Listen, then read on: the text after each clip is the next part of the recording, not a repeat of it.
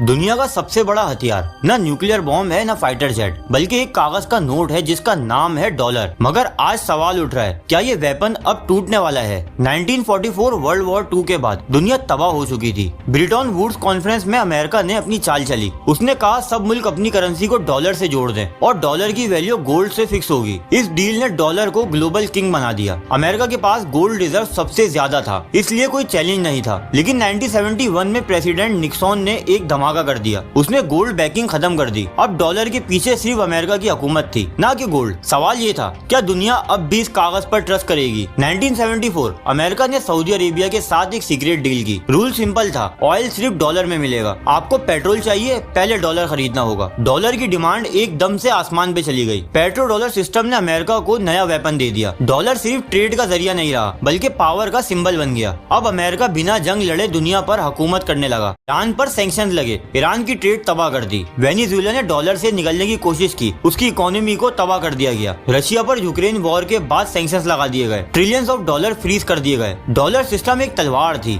जो सिर्फ अमेरिका के हाथ में थी। जो उसके खिलाफ गया, उसकी इकोनॉमी को बर्बाद कर दिया गया। मगर आज कहानी पलट रही है। रशिया ने ओपनली कहा, अब हम अपना ऑयल और गैस रूबल में बेचेंगे। रूबल रशिया की नेशनल करेंसी है। चाइना ने सऊदी अरेबिया से युआन में ऑयल लेना शुरू कर दिया। युआन चाइना की करेंसी है। इंडिया रशिया के दरमियान ट्रेड डॉलर के बगैर होने लगी। और सबसे बड़ा धमाका, BRICS alliance. Brazil, Russia, India, China, South Africa अब एक नई डिजिटल करेंसी बनाने की तैयारी कर रहे हैं। इस ग्रुप का ट्रेड दुनिया का टोटल ट्रेड का 30% बनता है। अगर ये सिस्टम चल गया तो डॉलर की कमर टूट जाएगी। अमेरिका का सबसे बड़ा वेपन उसका प्रिंटर है। हर साल ट्रिलियंस के नोट छापकर दुनिया से माल खरीदता है। अभी तक कोई सवाल नहीं करता, क्योंकि हर मुल्क को ऑयल के लिए डॉलर चाहिए। मगर आज अमेरिका 31 ट्रिलियन डॉलर्स का कर्जदार हो चुका है। और अगर दुनिया ने डॉलर लेना बंद कर दिया तो अमेरिका की इकोनॉमी एक दिन कोलैप्स कर सकती है। डॉलर की कुर्सी गिरने का मतलब सिर्फ अमेरिका का एंड नहीं, बल्कि पूरी दुनिया में एक नया फाइनेंशियल सिस्टम आ जाएगा। 70 साल से जो कागज दुनिया का किंग था, लगता है अब उसका राज खत्म होने वाला है। और अगर डॉलर गिरा तो नया सिस्टम का किंग कौन होगा? ब्रिक्स, चाइना या कोई और? एक बात तो यकीनी है, डॉलर का फ्यूचर सिर्फ अमेरिका का नहीं, पूरी दुनिया का फ्यूचर इस पर डिपेंड करता है। दोस्तों, वीडियो आपको कैसी लगी कमेंट करके अपने फीडबैक से हमें जरूर आगाह करें। दोस्तों, अपना बहुत सारा ख्याल रखिएगा। मिलते हैं नेक्स्ट वीडियो में। फी अमान अल्लाह।